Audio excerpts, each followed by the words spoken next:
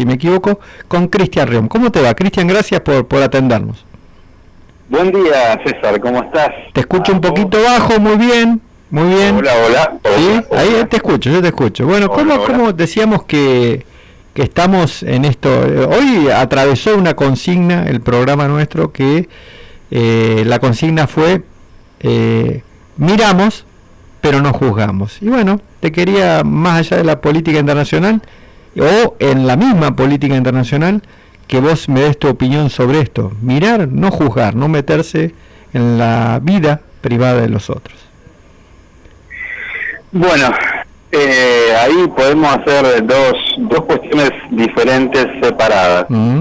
Primero, esta cuestión en política internacional de no inmiscuirse en los asuntos de otros países, tal cual tenemos la mirada nosotros, y cuando digo nosotros, digo cada uno de los distintos países, ¿no es cierto? Porque si no, entramos en el intervencionismo, en donde creemos que nuestro modo de vida, que nuestra cultura, que nuestra forma de gobierno se tiene que aplicar sí o sí a los demás países, porque es la mejor forma, la nuestra, de vivir.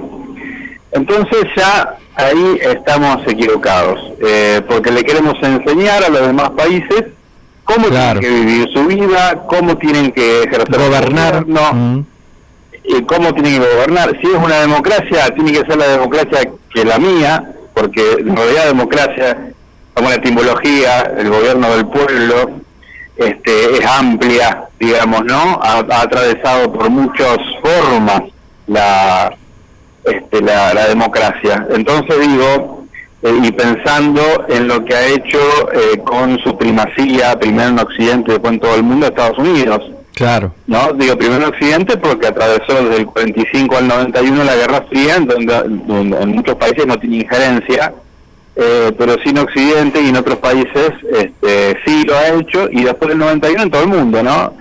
Entonces, esto de imponer nociones de libertad y democracia como le parecían a ellos, ¿no? O en tal caso, una democracia a la estadounidense, más o menos.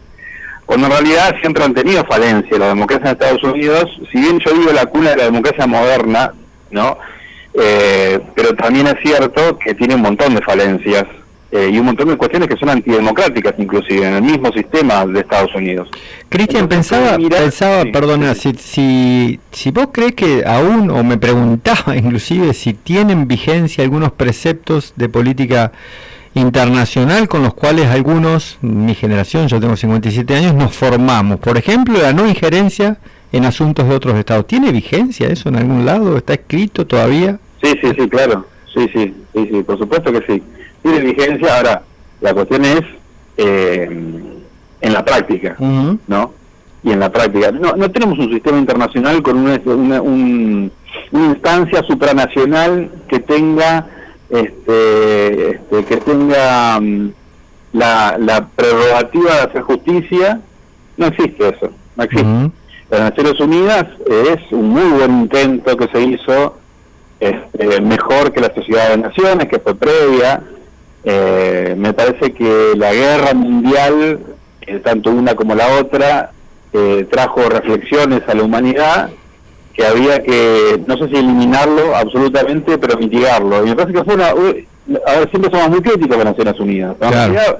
Ha sido un buen intento, y el hecho ha dado bastante resultado en muchos aspectos, pero no es una instancia como es el Estado en un país, en donde impone la ley y tiene el monopolio físico, el monopolio de la fuerza física. No existe eso a nivel internacional. Entonces,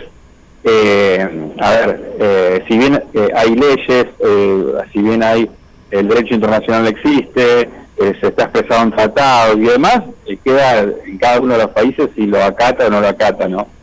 Entonces, a partir de lo que se ha hecho, se ha gestionado en los últimos años, entendemos que lo que vos decís, César, ¿no? Que no se ha respetado esa cuestión y se ha realizado una injerencia solo de los demás países, y hubo un cúmulo de países que trataban de respetar, generalmente los periféricos, ¿no? Que trataban de respetar esto convenido de Naciones Unidas, los tratados internacionales y demás. Argentina, por ejemplo, la Constitución del 94, la reforma donde pone los tratados internacionales con categoría constitucional, y eso es lo que muchos no entienden a veces, donde dice, no puede un tratado internacional estar por encima de nuestras leyes. Y yo te digo que sí, porque tienen categoría constitucional. Entonces, es al revés. La ley argentina no puede ir en contra de un tratado internacional siempre que esté firmado y ratificado por la Argentina. No estamos hablando de un tratado que hizo China con Japón, estamos hablando de un tratado que firmó la Argentina y que lo ratificó la Argentina. Entonces, los países, y fundamentalmente periféricos, han tratado de respetar esto. Los países centrales, fundamentalmente Estados Unidos, Reino Unido, Francia, han sido muy intervencionistas, a partir del 91 a esta parte, fundamentalmente, ¿no? Donde la Unión Soviética desapareció, donde Rusia cayó en una crisis económica tremenda, atroz, que recién a partir de los 2000 se pudo recuperar. Entonces, bueno, incluso siempre lo traigo a colación, ¿no? Aquello que dijo Vladimir Putin en su momento, bueno, nosotros estamos cansados de expresarnos, estamos cansados de que Estados Unidos haga lo que quiera, en los países hacen lo que quieren, lo hicieron en Irak, lo hicieron en Afganistán, lo hicieron en el medio de Europa, lo hicieron con Yugoslavia, bombardeando Belgrado, por ejemplo, la OTAN. Entonces, dice, bueno, ahí a partir de ahí, de esas palabras de Vladimir Putin, a los días se produjo la intervención militar de Rusia en Ucrania, ¿no?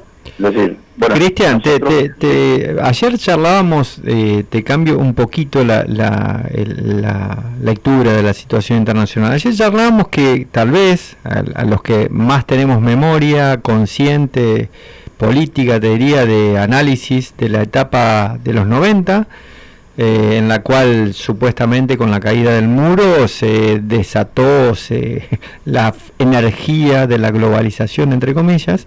Decíamos en aquel momento que tal vez la manera de resistir era desde lo local a lo general, ¿no? Desde lo más concreto, y pensábamos también estos días que algunas de nosotros con otras personas, con otros compañeros, que tal vez sea el momento de volver a rediscutir esto de que cuando hay una globalidad, una situación internacional que nos aplasta a los países periféricos, sobre todo, tal vez sería interesante volver a pensar en las localías, en los municipios, en las comunas, en las organizaciones locales, en las provincias, en los países, y también estoy agregando ahora en las regiones, ¿no? El Cono Sur es un continente, digamos, que para nosotros es nuestro continente. ¿Vos crees que se puede volver a fortalecer los organismos, el Mercosur y otros organismos que vinculan a los países del Mercosur? Yo creo que una alianza, lo que se denominaba antiguamente relaciones sur-sur, o ahora se denomina el sur global, y vamos a explicar que no significa hemisferio sur solamente, se habla de una dimensión, digamos, ¿no? De estos países que no están alineados, en su momento eran los países no alineados también, que no estaban ni con el comunismo ni con Estados Unidos.